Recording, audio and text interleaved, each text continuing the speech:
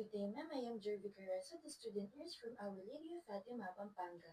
We will be having a routine demonstration of transferring a patient from bed to chair and chair to bed.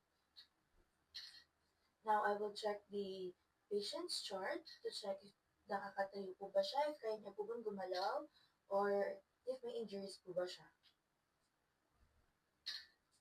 Now, I will ask for the patient's name, his or her name, either her or date of birth, ID bands. Okay, thank you pa. Then next is I will prepare my equipment, which is the gate belt to secure my patients. I will now perform a hand hygiene.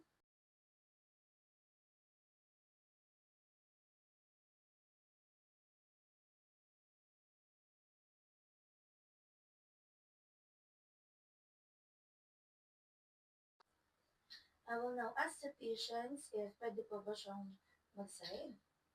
Yan, since nakakaganon siya. Then, I will remove yung blanket. Now, next is I will assist the patient if pwede po ba siyang mag-side para mas magpadali ang ano naman.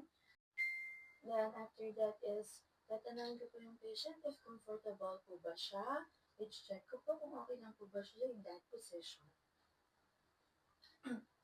Then, next is, I will check kung nakalock po ba yung wheelchair, yung chair, also the bed. And after is, I will help the patients para makaupo, para mas mapadali po siyang mailipat sa chair. Since kaya niya naman po as I check to the chart.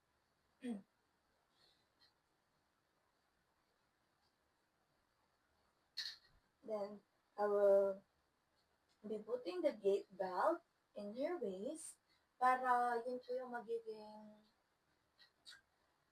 magiging help ko pag-assist sa patient.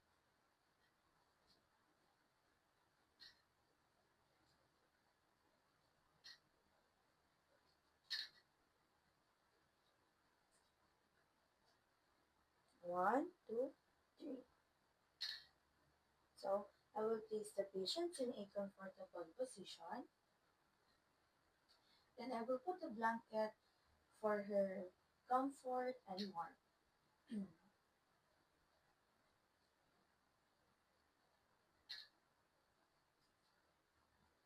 After making my patients comfortable, I will now remove the gate belt.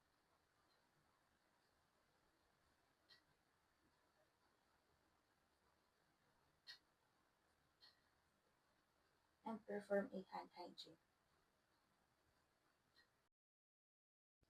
I will now perform a hand hygiene before transferring patient from chair to bed. I will remove or set aside his blanket.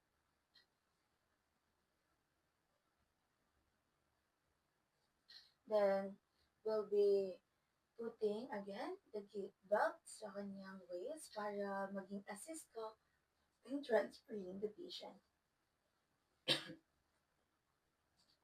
Then one, two, three. After that, I will remove the gate belt.